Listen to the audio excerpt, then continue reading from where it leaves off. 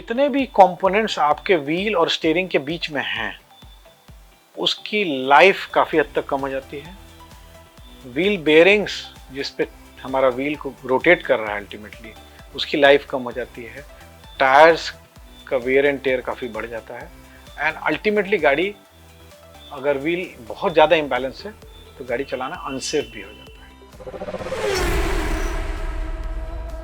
अगर आपकी गाड़ी में व्हील बैलेंस नहीं है तो क्या समस्याएं आएंगी, व्हील बैलेंसिंग क्यों जरूरी है और इसका क्या कॉन्सेप्ट है, बातचीत करूंगा अपने ऑटो एक्सपर्ट अशोक प्रियदर्शी जी से। बहुत बहुत स्वागत है अशोक जी। सर, व्हील बैलेंसिंग के बारे में बहुत लोग जानते हैं जो कार ओनर्स हैं, ये समस्याएं क्यों आती हैं, सबसे पहला हिस्सा में हम लोग इस पे बात करेंगे और पूरा कॉन्सेप्ट क्या है, क्योंकि हेड्सअप ऑटो हमेशा डेमो के जरिए भी दिखाएगा आज अपने दर्शकों को, और पूरे कॉन्सेप्ट को विस्तार से बताएंगे हमारे ऑटो एक्सपर्ट अशोक जी। जी अशोक जी। धन्यवाद शक्ति जी। और ये बात मैं हर बार बोलता हूँ और फिर बोल रहा हूँ, बहुत ही सही सब्जेक्ट या टॉपिक का चयन किया गया है और ये बहुत सटीक है।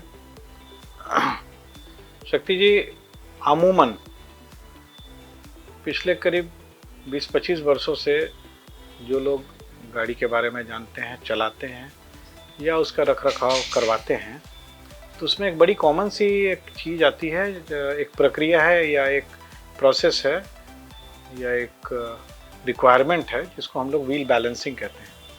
साथ साथ अलाइनमेंट भी होता है, बट अलाइनमेंट को हम लोग बाद में डिस्कस करेंगे किसी दूसरे एपिसोड में। व्हील बैलेंसिंग सब करवाते हैं। करवाने से कुछ चीज़ें एक चालक को, एक यूज़र को उससे राहत भी मिलती है, मगर व्हील इम्बैलेंस होने से हम रोक कैसे सकते हैं, और व्हील बैलेंस करने का जो फ़ायदा है लॉन्ग टर्म और शॉर्ट टर्म, उसको मैं चाहूँगा कि सैद्धांतिक तौर पे जो पूरा कॉन्सेप्ट ऑफ व्हील बैलेंसिंग है उसको हम लोग बड़े सरल तरीके से एक छोटा सा प्रयोग करके उस सिद्धांत के बारे में, जो व्हील बैलेंसिंग का जो सिद्धांत है उसके बारे में आज इस वीडियो में हम बताना चाहेंगे। शक्ति जी, कोई भी चीज़ जब एक धुरी पे या एक एक्सिस पे जब रोटेट करती है तो उसमें दो तरह के फोर्सेस लगते हैं। एक को हम लोग सेंट्रीफ्यूगल फोर्स कहते हैं और एक को कहते हैं हम लोग सेंट्रीपिटल फोर्स। बैलेंसिंग थ्योरेटिकली इन दोनों फोर्सेस को मिलाना ही होता है, बैलेंस करना होता है। क्यों व्हील बैलेंसिंग नहीं कराने से स्टीयरिंग में वॉबल, हाई स्पीड में वॉबलिंग की शिकायत आती है, और हम क्या करते हैं तो ठीक हो जाता है, उसी को आज हम इस वीडियो में कवर करेंगे।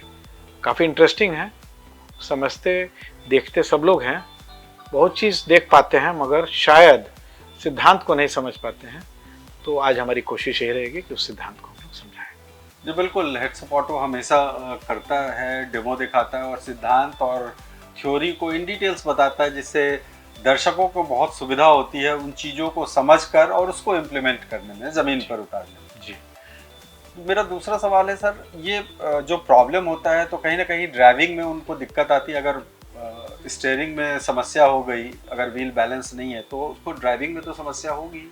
देखिए शक्ति जी, जो हमारा व्हील है जिसकी बैलेंसिंग की हम बात कर रहे हैं, जब वो रोड पे चलता है, घूमता है, तो वो किससे कनेक्टेड है? अल्टीमेटली तो जो चालक है उनके हाथ में तो स्टीयरिंग व्हील है, उसी से वो व्हील्स कनेक्टेड हैं।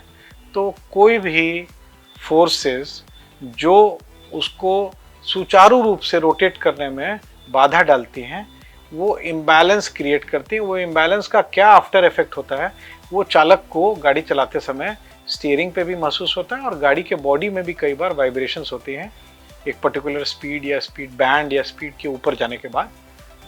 इसी चीज़ को हम लोग व्हील बैलेंसिंग से ठीक करते हैं। और इसका क्या नेगेटिव इम्पैक्ट टायर्स पे भी, व्हील्स पे भी पड़ता है?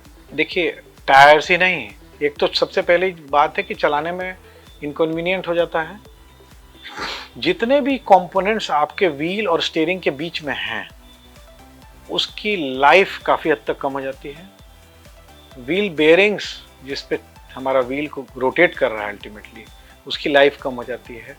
टायर्स का वेयर एंड टेयर काफ़ी बढ़ जाता है एंड अल्टीमेटली गाड़ी अगर व्हील बहुत ज़्यादा इम्बैलेंस है तो गाड़ी चलाना अनसेफ भी हो जाता है। तो अशोक जी, सबसे पहले दर्शकों को हम उस सिद्धांत को बताने का प्रयास करते हैं जैसा हेड्सअप ऑटो हमेशा कहा करता आया है कि डेमो के जरिए आपको बताएंगे कि क्या है सिद्धांत व्हील बैलेंसिंग का। जैसा हेड्सअप ऑटो हमेशा करता रहा है, डेमो के जरिए व्हील बैलेंस दिखाऊंगा और हमारे ऑटो एक्सपर्ट अपने दर्शकों के लिए डेमो देंगे। अशोक जी, हमारी कोशिश है इस एक्सपेरिमेंट या प्रयोग से ये बताना कि बैलेंस्ड व्हील और इम्बैलेंस्ड व्हील में क्या बेसिक कैरेक्टरिस्टिक में फ़र्क होता है जब वो रोटेट करता है। तो क्योंकि हमारे लिए प्रयोग में एक बड़ा टायर को लेना थोड़ा मुश्किल था, तो हम लोग ने उस कॉन्सेप्ट ऑफ बैलेंसिंग को, कोई भी बैलेंसिंग क्या है, कोई भी चीज़ जो रोटेट कर रही है उसको बैलेंस करना है, तो टायर भी रोटेट करता है। तो हमने एक फ़ैन को लिया है सिद्धांत समझाने के लिए कि ये जब फ़ैन बैलेंस सिचुएशन में रहेगा तो किस तरह से ऑपरेट करेगा, और जब ये इम्बैलेंस हो जाएगा तो किस तरह से ऑपरेट करेगा, और उसी इम्बैलेंस की जो त्रुटि होती है उसको हम लोग कैसे ठीक करते हैं। यही सिद्धांत रहेगा। देखिए, यहाँ एक फैन हम चलाने की कोशिश कर रहे हैं और चला रहे हैं। देखिए, इसको मैं आगे से दिखा रहा हूँ और ये मैं इसको साइड से दिखा रहा हूँ। हमारे दर्शकगण देख सकेंगे कि ये फैन और मोटर बहुत स्मूथली चल रहा है क्योंकि ये फैन बैलेंस्ड है, और ये भी फैन जो है एक चक्के की तरह या व्हील की तरह रोड पे जैसे व्हील घूमता है वैसे ये फैन भी एक एक्सिस पे, एक धुरी पे घूम रहा है।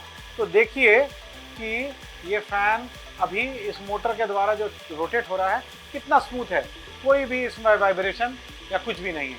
और इसके बाद हम दिखाएंगे कि इसको अगर हम इम्बैलेंस कर देते हैं तो इसकी क्या इफेक्ट होता है, इसकी क्या प्रतिक्रिया होगी इसके रनिंग पर। अब हम इसको इम्बैलेंस करेंगे। इम्बैलेंस कैसे करेंगे? बहुत छोटी सी प्रक्रिया है। कोई भी एक तरह का साधारण वेट ले लेते हैं। इस केस में हम एक नट को वेट के रूप में इस्तेमाल करते हैं और इसको हम इसके कोई एक ब्लेड में इसको फिक्स कर देते हैं। फिक्स करेंगे एक टेम्पररी केबल टाई की मदद से, अभी फिक्स करके, और फिर इसको चला के दिखाते हैं कि इसका क्या इफेक्ट होता है, क्या दुष्प्रभाव होता है या क्या प्रभाव।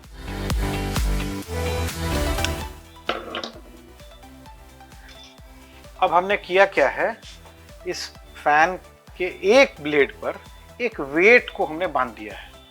तो हमने बैलेंस्ड फैन को, जिसको फैन ना समझा जाए या व्हील को एज्यूम किया जाए या माना जाए कि ये व्हील है, तो इसको हमने क्या किया कि इसको एक वेट के माध्यम से पार्शियली एक जगह इसको हमने इम्बैलेंस क्रिएट कर दिया।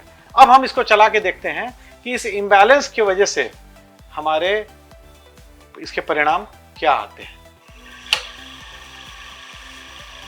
देखिए, अभी देख रहे हैं अपने धुरी पे ये वाइब्रेट कर रहा है। यही वाइब्रेशन जो है ये व्हील बैलेंसिंग की त्रुटि को दर्शा रहा है, ये जो वाइब्रेशन है, और यही वाइब्रेशन आपके व्हील से उत्पन्न होकर के और पूरे बॉडी और स्टीयरिंग तक पहुंचता है। तो यही व्हील बैलेंसिंग का महत्व है। बैलेंस और इम्बैलेंस दोनों सिचुएशन में इस फैन के जरिए हमने आपको बताया कि कोई चीज़ जब एक धुरी पे नाचती है तो उस पर सेंट्रीफ्यूगल और सेंट्रीपिटल फोर्स का क्या असर होता है और इसकी बैलेंसिंग की क्या महत्वता है। This is tyre and this is rim, दोनों का कॉम्बिनेशन जो है वो व्हील के माध्यम से आपको दिख रहा है। अगर आप दर्शक हमारे ध्यान दें तो यहाँ पे एक कोई चीज अलग से इसमें लगाई गई है रिम में, तो ये है व्हील बैलेंसिंग वेट। ये बैलेंसिंग करने के प्रक्रिया में जब ये टायर और रिम को जोड़ा गया, उसको मशीन पे चला करके देखा गया कि इसमें इम्बैलेंस है कि नहीं, और उस इम्बैलेंस को बैलेंस करने के लिए हमने इसमें मशीन के माध्यम से पता चला कि कहाँ पे कितने वेट लगाने की आवश्यकता है, और हमने इसमें वेट लगा दिया तो ये टायर बैलेंस हो गया। वेट जो हमने मान लीजिए यहाँ डाला, अगर ये लेटेस्ट से 50 ग्राम का वेट है, तो एक्चुअली वो उतना इम्बैलेंस उसके ऑपोजिट साइड में यहाँ है। उसके ऑपोजिट साइड में यहाँ इतना इम्बैलेंस है, या टायर के पीछे वाले पोर्शन में, व्हील के पीछे वाले पोर्शन में जो इसकी सतह है, वहाँ हो सकता है डायगोनली उतने वेट से वो इम्बैलेंस्ड हो। जैसे आपने देखा कि हमने फैन में एक वेट ऐड किया, तो उसका कुछ उसका वजन रहा होगा, तो उस वजन के वजह से इम्बैलेंस हुआ। तो उसी तरह से एक कॉम्बिनेशन में अगर टायर और रिम के कॉम्बिनेशन जिसको व्हील कहते हैं उसमें इम्बैलेंस है, तो उसको बैलेंस करने के लिए वो मशीन बता देती है कि इस पर्टिकुलर पॉइंट पे आप इतने ग्राम का वेट डालिएगा तो ये बैलेंस हो जाएगा। ये बैलेंसिंग जो है समय समय पर टायर के वेयर एंड टेयर के वजह से भी थोड़ी बहुत अपने वैल्यू से डिविएट कर जाती हैं या इम्बैलेंस हो जाता है। कई बार टायर पंक्चर हो गया तो क्या होता है कि टायर जो है रिम के उस पोजीशन पे फिक्स नहीं हुआ, थोड़ा घूम के फिक्स हुआ, तो वो उसके चलते भी इम्बैलेंस हो जाता है। समय समय पे व्हील बैलेंसिंग कराते रहने से गाड़ी चलाने का अनुभव जो है वो अच्छा होता है, और साथ साथ जो भी कंपोनेंट्स हैं हमारे, उनकी लाइफ भी काफ़ी हद तक बढ़ जाती है। बहुत अच्छे तरीके से हमारे हेड्स अप ऑटो के दर्शकों को आपने बताया कि व्हील बैलेंसिंग कितना ज़रूरी है। कुछ और छोटा सा सवाल अपने दर्शकों के लिए कि उनको अगर व्हील बैलेंसिंग, जैसे उनको लग रहा है कि वाइब्रेशन नहीं है, तो कितने समय में उनको व्हील बैलेंसिंग चेक करवाना चाहिए ऑथराइज जगह पे जाकर? मेरा सुझाव और मेरा अनुभव कहता है कि अगर आपको गाड़ी चलाते समय कोई भी स्पीड रेंज में स्टीयरिंग व्हील पे या बॉडी में वाइब्रेशन नहीं आ रही है, तो हर सर्विस में जब भी गाड़ी पीरियोडिक मेंटेनेंस सर्विस के लिए जाए तो व्हील बैलेंसिंग चेक करा लेना चाहिए। इसमें कोई बहुत ज़्यादा पैसे भी नहीं लगते हैं और इससे लाभ बहुत है। और इस बीच अगर मान लीजिए कि ऐसा लगा कि गाड़ी के स्टीयरिंग व्हील पे हाई स्पीड पे थरथराहट या वाइब्रेशन है या बॉबल है, तो उसको ले जाकर के हम लोग को चेक करा लेना चाहिए। बहुत सारे कारण हो सकते हैं व्हील इम्बैलेंस के, और ख़ासकर अगर कोई टायर आपका पंक्चर रिपेयर करके बाद लगता है, तो उस केस में मैं हाईली रिकमेंड करूँगा, और ये मेरा सुझाव होगा कि हर पंक्चर के बाद जो टायर पंक्चर हुआ है उसको तो जरूर से ही व्हील बैलेंसिंग दोबारा करा के ही गाड़ी में लगाएं। बहुत बहुत धन्यवाद अशोक जी। तो हेड्स अप ऑटो का मकसद ही है कि बहुत छोटी से छोटी जानकारी जो उनके लिए बहुत फ़ायदेमंद होती है, आप हेड्स अप ऑटो को सब्सक्राइब कीजिए और कमेंट ज़रूर डालें, क्योंकि आपका जो कमेंट है वो हमारा मार्गदर्शन करता है, हमारे कंटेंट को डिसाइड करने में मदद करता है। हमारे फेसबुक और इंस्टा को भी फॉलो कीजिए। तब तक दीजिए शक्ति प्रकाश को इजाज़त। बहुत बहुत धन्यवाद।